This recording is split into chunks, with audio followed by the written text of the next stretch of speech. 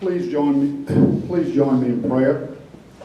Dear Lord, you have blessed us in many ways, from the air we breathe to the food we eat, the water we drink. You provide for us every moment of every day. Help us display your love as we seek to live out our motto, service above self. We humbly ask that you bless this food to the nourishment of our bodies and us to thy service. In Jesus' name we pray. Amen. Amen. Thank you. You may be seated. Sue Williams is going to come up and welcome our visiting Rotarians and guests. If you have a second, please hold up the cart bucket in the middle of the table. If you have any spare change or dollars, you can put that in for all time of research. And also, Jack Huff wanted to remind, if you have your ballot, please fill that out and turn that in. Thank you.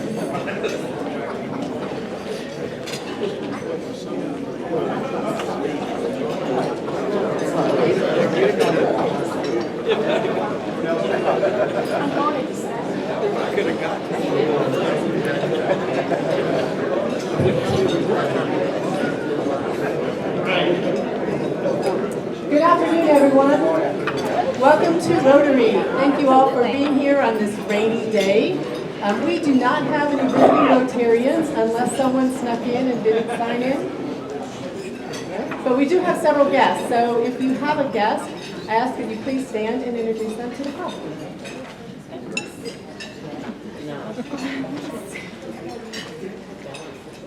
My name is Jim Morris. I'm with the South Carolina Council on Economic Education. My guest is Janae Bourgeois. Her fiance is with Amazon. They moved down here from Boston. She has a degree and a master's degree in entrepreneurship in both from LSU and Babson. So.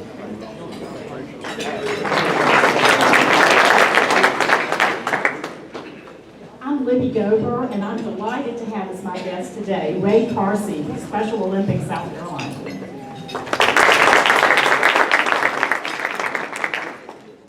I'm Tom Persons, and I'm delighted to have my guest today, Chris Lindsay with Lindsay and Associates.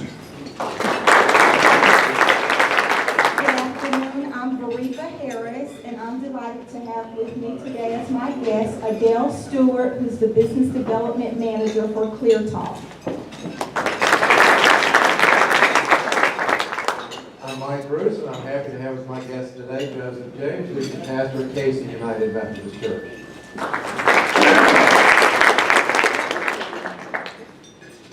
All right. Thank you all so much for being here, and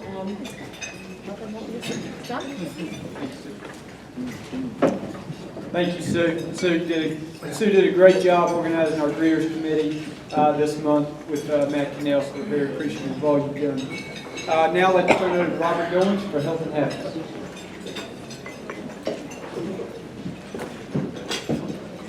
Thank you, President. Good afternoon, ladies and gentlemen, fellow Rotarians, friends and guests of our club. Health and happiness. I'll tell you one of the funniest health and happiness stories that I got out there trying to solicit something to say was from Mike Gorman. He said, "Happiness is finally watching the Gamecocks win a game." So, go Cox! But perhaps one of the most impressive reports that I got regards a highly distinguished member of our club, Judge Joe Anderson. Judge Anderson announced today that he has taken senior status upon reaching his 65th birthday, but he will continue to serve as a senior United States District Judge with a 50% caseload reduction. Senior status creates a vacancy in South Carolina and will allow the president to appoint a successor judge for this district. Judge Anderson, you served for the last 28 years as one of our district judges. You're regarded by so many people, lawyers, people in the community, other judges as one of the very best that we have. Judge Anderson, congratulations on many more years on the bench as a senior United States District Judge.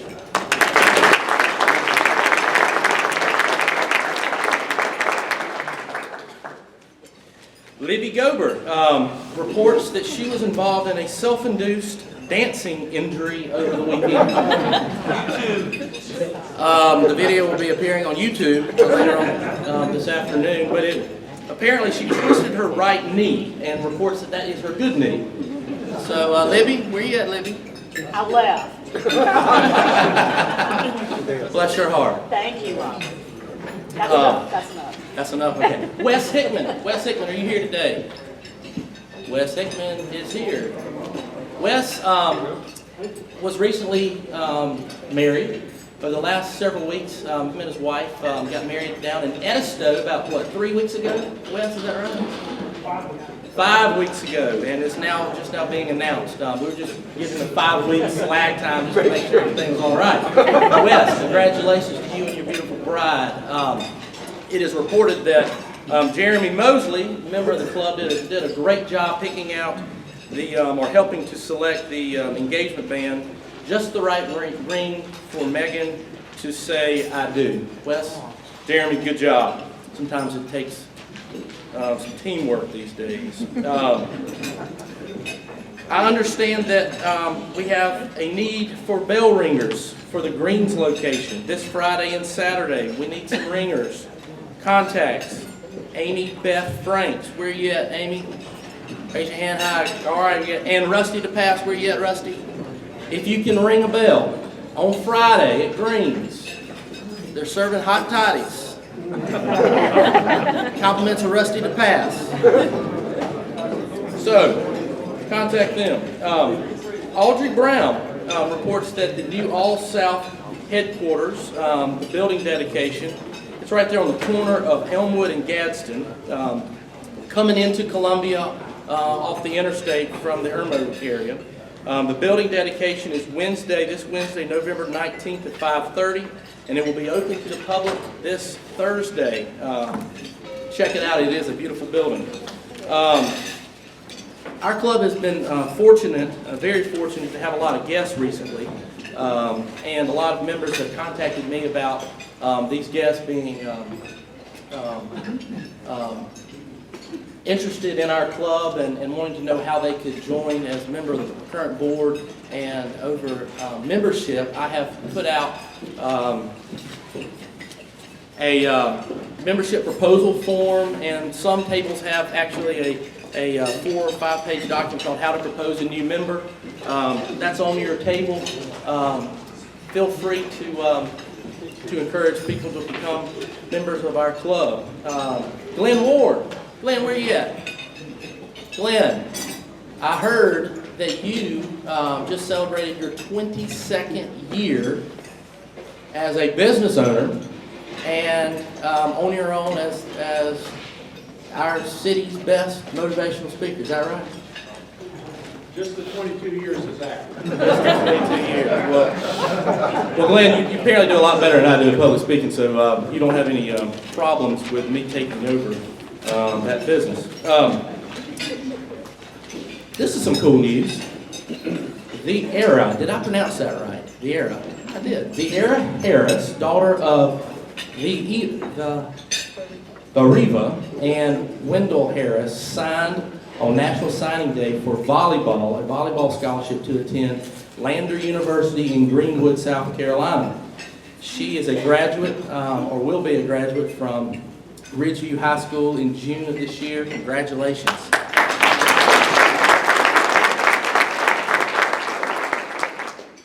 And Rusty reported that some sad news regarding Mr. Lester Bates' family. As you know, he was a longtime member of our club. His widow, Trudy, passed away on Monday. Her funeral was last Friday. So what a legend he was for our club and for so many people. And please keep, again, that family in your thoughts and prayers. Well, there is no meeting next week due to Thanksgiving. So I have some words to share with you about Thanksgiving, and it's surprising some of the things that have gone over the past several centuries that give us the holiday that we will have and celebrate next week. The first Thanksgiving was held in autumn of 1621. 50 pilgrims and 90 Native Americans, known as Indians then, and the feast lasted a total of 3 days. There were no forks involved. They did not have forks back then, apparently, but they had spoons and knives. So an historical account says that there were only approximately 5 women present for the first Thanksgiving. Unfortunately, women settlers didn't survive. There was a large number of deaths of women settlers that first year due to some of the plagues. Thanksgiving did not become a national holiday until over 200 years later. How did it become a national holiday? Well, the lady who wrote the song, Miss Sarah Hale, who wrote the song Mary Had a Little Lamb, convinced President Lincoln in 1863 to make Thanksgiving a national holiday, only after writing letters constantly for 17 years. So the lady that wrote Mary Had a Little Lamb is credited for giving us the national holiday. Why do we celebrate it on the 4th Thursday of November? Because President Lincoln said so.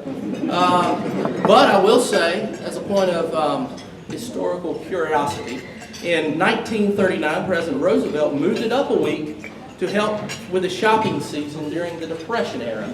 That did not catch on very well, and it was moved back to the 4th Thursday of November per Honest Abe. Anyone going shopping the next day after Thanksgiving? Some refer to it as Black Friday, and I find that appropriate that it's referred to as Black Friday because there's one industry in America that will not be shopping on Black Friday, and it's plumbers. Plumbers. Did you know that plumbers, the biggest day of the year for a plumber, is the day after Thanksgiving? Apparently Rex Wilson has them on retainer. God bless you, Rex Wilson. All right, this is good. Did you know that Thanksgiving has a direct correlation between TV dinners? In 1953, a purchaser from Swanson misjudged the number of frozen turkeys that it would sell for Thanksgiving by 26 tons.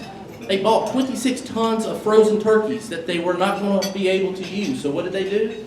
A wise salesman from this company decided that why not just slice up the meat and repackage it into an aluminum tray and put some sides like sweet potatoes. And as a result, the first TV dinner was born.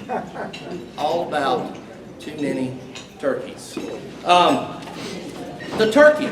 Now, for Thanksgiving, we always say gobble, gobble, but did you know that only male turkeys gobble and female turkeys, called hens, cluck or cackle? And most likely, your turkey for Thanksgiving will be a female turkey. So your turkey will not gobble this year. But they are doomed from birth, unfortunately. These poor turkeys appear not to stand a chance. The turkey that you will probably be eating, which is referred to as a fryer or a roaster, is only 12 weeks old. 12 weeks old. And if Ben Franklin had its way, had his way, the turkey would be our national bird. He said that an eagle has bad moral character, but a turkey, on the other hand, was a much more respectable bird. So what's in a name for a turkey? Why do we call it a turkey? Now this is pretty cool. Why do we call the turkey a turkey? It seems simple to call the turkey a turkey because that's all we've been calling the turkey, but apparently it's got some unique history all of its own. Back in the day, Europeans took a unique liking to a guinea fowl imported to that continent. Europeans loved what was called an African helmeted guinea fowl, and that bird was imported from Madagascar, get this, by way of Turkey. Since the birds were imported from Turkish merchants, the English called them turkeys. How unique. So, when the Spaniards came to America, they found a bird that they thought tasted and looked very similar to this, this fowl. And when they were sent to Europe, the English called the birds turkeys. So the first settlers ate an animal here that became what we now know as the turkey. And it's not the turkey from Madagascar by way of Turkish merchants. That is your health and happiness report. Happy Thanksgiving. Go Rotary.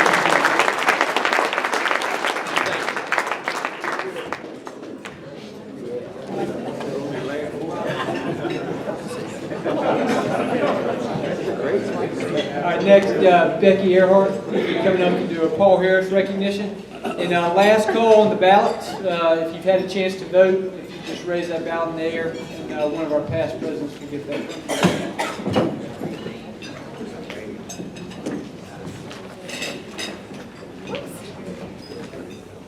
I just want to make sure, can y'all, okay.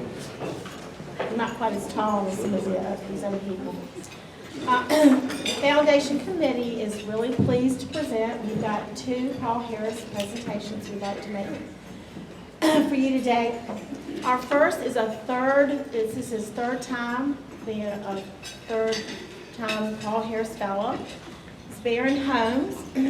I've known Baron for a number of years. And I've learned some new things today about Baron when I got his long bio, which I'm not going to read it all to you. But he graduated from the University of North Carolina at Chapel Hill. He got his master's in public administration from Princeton and a PhD in history from the University of Chicago. Baron has really pretty much dedicated his whole career not only to state government, but using his background and his knowledge and his use of data to try to improve systems, policies for the lives of children in the state of South Carolina. I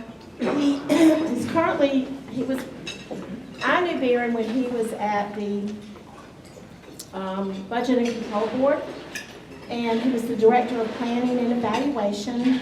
He did projects such as the South Carolina's Kids Count, which was funded by the Casey Foundation, the Middle School Grades Policy, Reading Proficiency, Early Childhood Comprehensive Systems Project, which all sounds really complicated. But everything that he did was trying to drive the state to improve the lives of children in our state. He is currently contracting with the University of South Carolina's Children's Law Center, so it's a little bit different twist, but using his knowledge to great use, which staffs the Joint Legislative Committee on Children.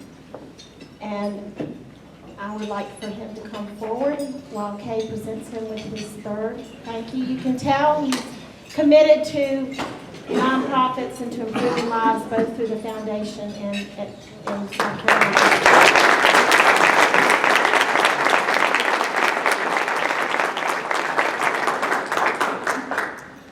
My next is to Catherine Kennedy. This is her 2nd Paul Harris Fellow. Catherine is the special counsel to the law firm of Turner Paget Graham and Laney, where she practices in the area of estate planning, probate, administration, and litigation. She previously served as the judge of probate for Richland County. Catherine grew up in Columbia. She graduated from the University of South Carolina as part of the honors program. And then she got her law degree from the University of South Carolina Law School. She has been very active in her community. She is on the board of the Central Carolina Community Foundation, on the Columbia Green Board, very active in the Columbia Green Board, and the Cuyahoga House Corporation for the University of South Carolina. She's a member of the South Carolina Bar's House of Delegates, of course, our Rotary, the Columbia Garden Club, and a sustaining member of the Junior League. She has served as the chair of the probate and estate planning sector of the bar and Ham Middle School. An active gardener, but also active in her community, and continues to support the foundation because of her belief in helping others. Catherine, if you come forward, we'd like to present.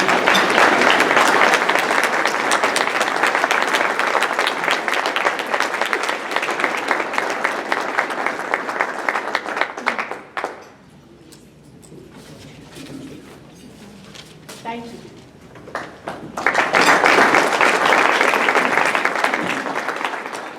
Thank you, Becky and Kay, for all the work you're doing for the foundation. And Kathy and Barry, thank you for your contributions to the club and Rotary International. We'd like to keep the good news going, and we'll call Russell to pass up to do new member inductions. Thank you, President John, and we'll do this as quickly as possible so that we've got the maximum amount of time for our speaker. We have two new members to induct today, and if they would come forward with their sponsors and turn around and face the assembled multitude, we will introduce you to the club. The first is Colin Lee Turner, Jr. He goes by the name Lee, and his spouse's name is Ann. They have 3 children, live on Belgrove Court out in the Northeast. He is the owner of O. Lee Turner CPA LLC in the Middleburg Office Park, and he was born in Columbia. Went to the University of South Carolina, undergraduate and graduate school. He's a member of the Northeast Presbyterian Church. George Crow and I grew up right around the corner from each other in Rock Hill. And his hobbies are fishing, hunting, running, and exercising. That sounds exciting, doesn't it? Anyway, his classification is Certified Public Accountant, and his sponsor is Mark Sullivan.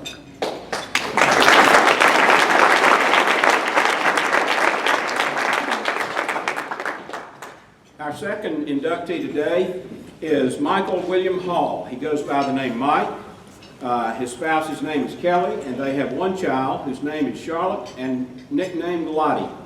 They live on Sundown Place, out, I guess, toward either in Kings Grant or somewhere in that area. He is, what's that? By the VA. Okay, behind the VA.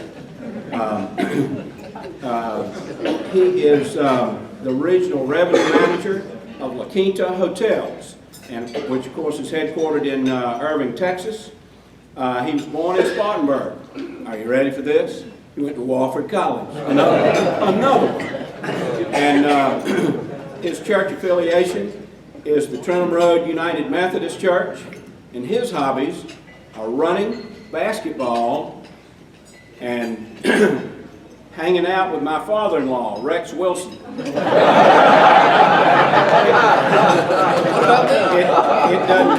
It doesn't take much to amuse you, does it?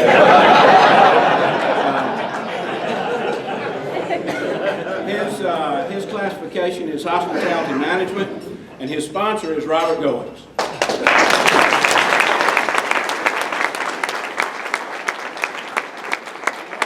The remaining question I have is, how did Robert Goins get to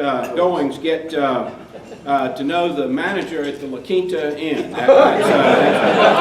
right, if you all will turn around and face me just a moment. I'm kidding, of course. Leave the light open for you. I want to welcome you both to the Columbia Rotary Club. You are now officially members.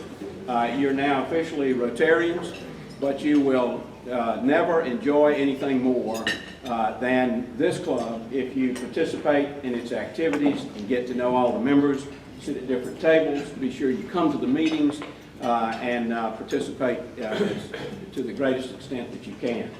I'm gonna cut this short and ask you to come by the piano after the meeting so that the members of the club can come by and greet you personally as they leave. And again, welcome to our club, and we look forward to getting to know you and working with you.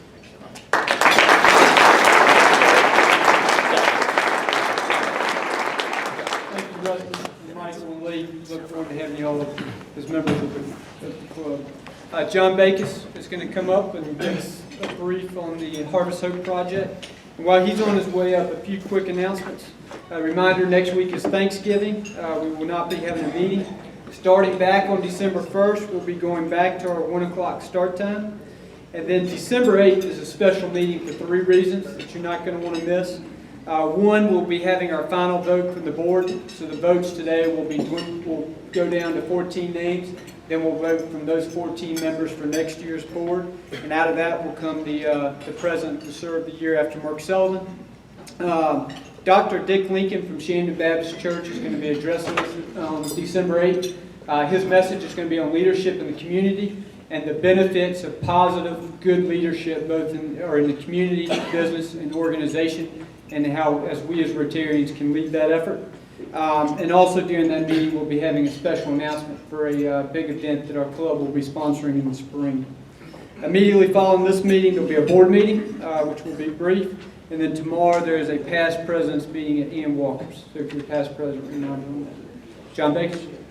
Thank you. Good afternoon. I wanted to thank the 25 or so folks that showed up at Harvest Hope this past week. We, in a little over an hour, packed 340 boxes of food to be shipped out into our state to those who are the most hungry and need our help. It was a lot of fun. We had a great time. On our production line, there is kind of a stress pinch point at the end of the line because we have all these efficient Rotarian packers that put food in the box. And down at the end of the line, the boxes just keep pouring down and people have to tape the boxes up and then somebody has to pick them up and move them to a pallet and stack them neatly on the pallet. Well, needless to say, it kind of builds up down at the end of the line. But we had some great guys down there that didn't crack under the pressure, and I want to offer a special compliment to them. Bruce Dyer and Jerry Pate were responsible for making sure the boxes were securely taped up. Great job, guys. I did notice they switched around positions a couple of times. And then Frank Krause and Tom Jackson were the guys catching the boxes as they flew off the line and stacked them up. And I will tell you this, Jack Hupp was down there the last time we did it, and this time he was the first guy to show up, and he moved himself to the front of the line. So, good move, Jack, good move. Thank all of you very much, it was appreciated. We have so much fun doing it that people want to keep doing it, and we probably will do another one in the first quarter of 2015. So be thinking about that. If you can steal an hour away at the end of the day and join us, guaranteed to be a lot of fun. Since I've got the pulpit here, I'm going to preach for just a moment to you if I could. This Sunday at my church, our pastor preached about our God eternally searching for lost lambs so he can bestow his love and grace upon those who have wandered off in some direction and need help in one way or another. And he challenged all of us at the end of the service to go out this week and each find a lost lamb upon whom we can share our love, our care, and our support. So I'm going to pass that challenge on to you all. I thought it was a great idea. Surely there's someone out there in your life that you know that could benefit from your love and kindness and support. So I challenge you to look this week for a lost lamb. Thank you.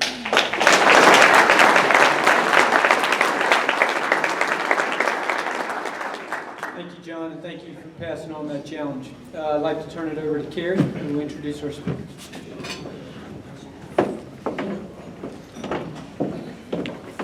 Good afternoon. President-elect